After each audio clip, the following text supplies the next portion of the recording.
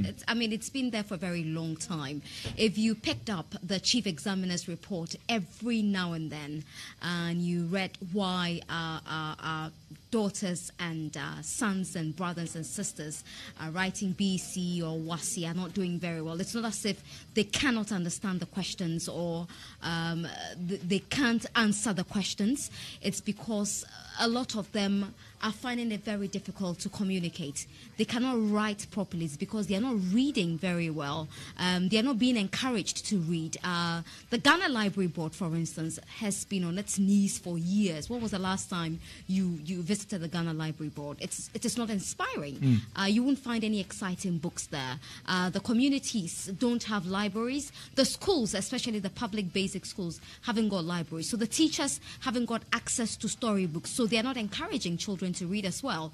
And once they're not reading, the only thing that children are reading these days is the textbooks, the assignments, the notes given to them in the classroom. And that's the only thing they're reading because that's what they will be examined on. And it's very sad, because when you read, you know more. And reading takes you places. If you read, you come across different words. You enrich your vocabulary. And I think that is lacking in our system. You've seen the way some people even write on social media. And they're supposed to be in the universities or supposed to be in secondary schools. And you're asking yourself, what exactly is going on? People are hiding behind shorthand to write very bad English. And it's not just English. You realize that there are parents who don't even speak vernacular with their children. It's just English, but the children must also be very eloquent, very fluent in local languages. So I think that across the board, we are not doing enough for children. We are not encouraging children enough to read. So it's the reason I came up with Raising Readers. It's been on my mind for years. Every time I'll procrastinate and say, I'll do it next year. I'll do it next year. But this year was part of my resolution that no matter what, I am doing Raising Readers. What is that one comment that popped up on your social media handle that made you say, no, we have to do it this year? Several. It's not one. Several of them. Now, for instance, I started this, I call it a silly thing. I woke up one morning and I had posted a picture the previous night, so I saw the comments the next morning. And comment after comment, the English was just depressing. So I said, okay. And I realized people were confusing they, there, and there. And I was wondering, why can't we just get it right? So I started an English lesson on Instagram, and it caught fire. Everyone was going on and on about it. And when I realized that people couldn't differentiate between they, their, and all of that, I just realized that no, something has got to give. Something has to be done. So that was it for me. Okay. So with this Raising Readers Ghana, what's the plan here? What do you want to do? Okay, so I approached a number of institutions, and I must say that every institution I approached was happy to join. But I must also add that the one company that really showed excitement was Tigo. Tigo has been doing this shelter for education. They built a lot of schools for communities who had schools under trees.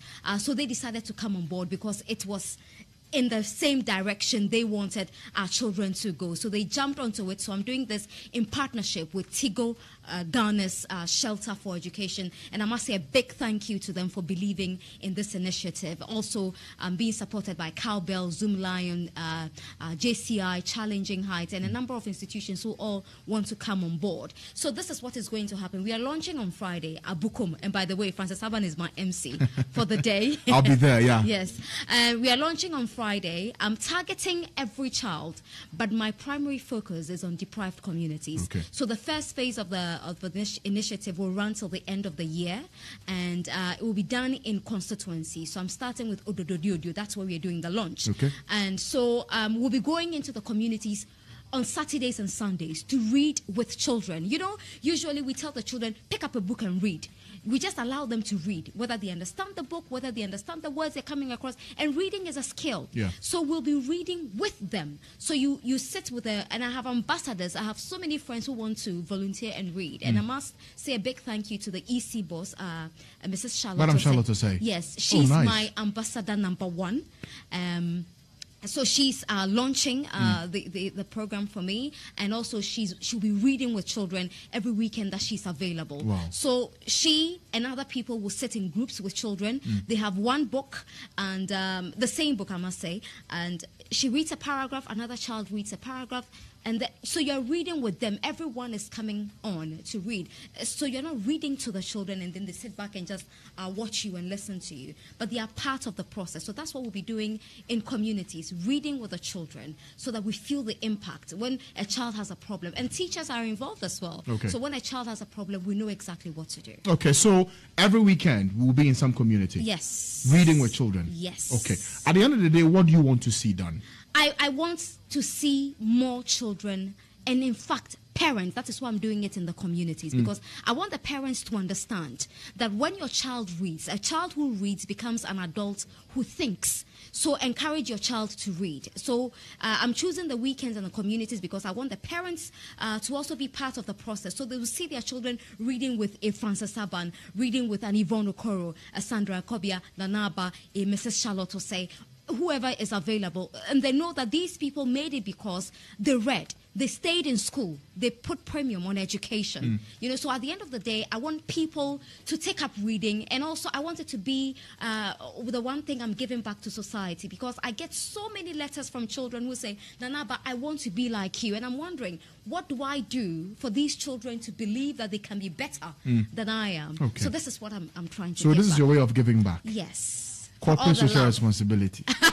Individual social responsibility. With help from Tigo. Okay, great. Nana Aba, thank you so much for coming. So it's happening this Friday? Yes, at 10 a.m. 10 a.m. Bukum Square? Bukum Park. Bukum Park. Oh, it's no more a square. Bukum Square.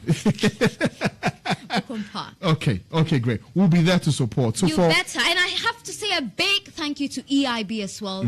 They're the media partners for this initiative, and I'm so grateful to them. For good things and great things, you know that for the IB network we'll support in getting things done. And certainly for me, I'll be supporting. You love reading. Yeah, You're I an do. avid reader. I do. Yes, So yes, so I'm on board. I'll take some time, a lot of time in fact, in helping to have our future leaders read some more. Many thanks. Thank you, Nana, for coming.